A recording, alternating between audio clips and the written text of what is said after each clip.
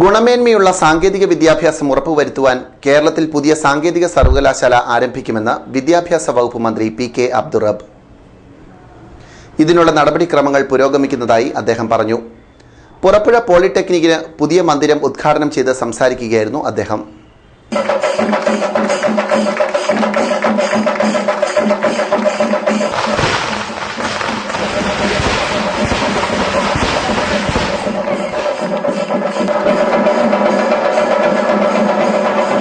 അതുകൊണ്ട് തന്നെ സാങ്കേതിക വിദ്യാഭ്യാസത്തിന് ഏറ്റവും മുന്തിയ പരിഗണന നൽകണം എന്നുള്ളതാണ് സർക്കാരിന്റെ നയവും സമീപനവും. അതനുസരിച്ചുകൊണ്ടുള്ള തീരുമാനങ്ങളും നടപടികളുമാണ് ഈ ഗവൺമെന്റ് കഴിഞ്ഞ 21 മാസങ്ങളായി സംസ്ഥാനത്ത് നടത്തിക്കൊണ്ടിരിക്കുന്നത്. സാങ്കേതിക വിദ്യാഭ്യാസ സ്ഥാപനങ്ങളെല്ലാം കോർത്തിണക്കിക്കൊണ്ട് അതിനെ ഒരു വ്യക്തമായ ചട്ടക്കൂടിൽ കൊണ്ടുവരുന്നതിന് വേണ്ടി ഒരു സാങ്കേതിക സർവകലാശാല തന്നെ സംസ്ഥാനത്ത് ആരംഭിക്കുവാൻ തീരുമാനിക്കുകയും അതിനനുസരിച്ചുള്ള കരട് ബില്ല് ഇതിനകം തന്നെ തയ്യാറായി ഏതാനും മാസങ്ങൾക്കകം അതിന്റെ ഓർഡിനൻസ് പുറപ്പെടുവിക്കാനിരിക്കുകയാണ്. സാങ്കേതിക വിദ്യാഭ്യാസ രംഗത്തൊരു വലിയ മാറ്റം അതുവഴി ഉണ്ടാക്കാനായിട്ട് സാധിക്കും എന്ന കാര്യത്തിൽ യാതൊരു സംശയവുമില്ല.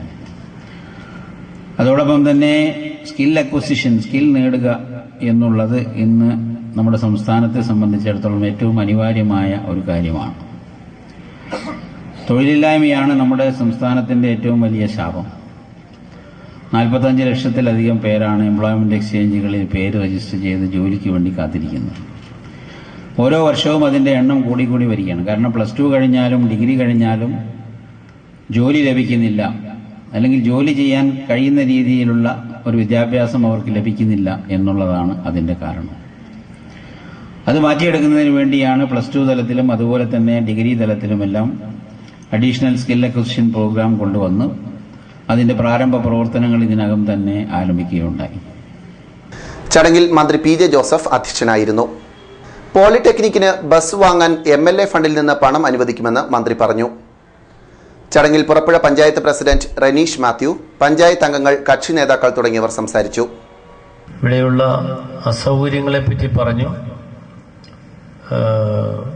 കുട്ടികൾക്ക് ഇവിടെ എത്തിച്ചേരാൻ കുറച്ച് ബുദ്ധിമുട്ടുകളുണ്ട്. സ്വന്തമായൊരു ബസ് ഈ പോളിടെക്നിക് കോളേജിന് വേണം എന്നുള്ള ആവശ്യം. അതുകൊണ്ട് വിദ്യാഭ്യാസ മന്ത്രി തന്നെ എൻ്റെ അടുത്ത് അത് ഞാൻ അനുവദിച്ചു തരുമെന്ന് പറയുകയുണ്ടായി.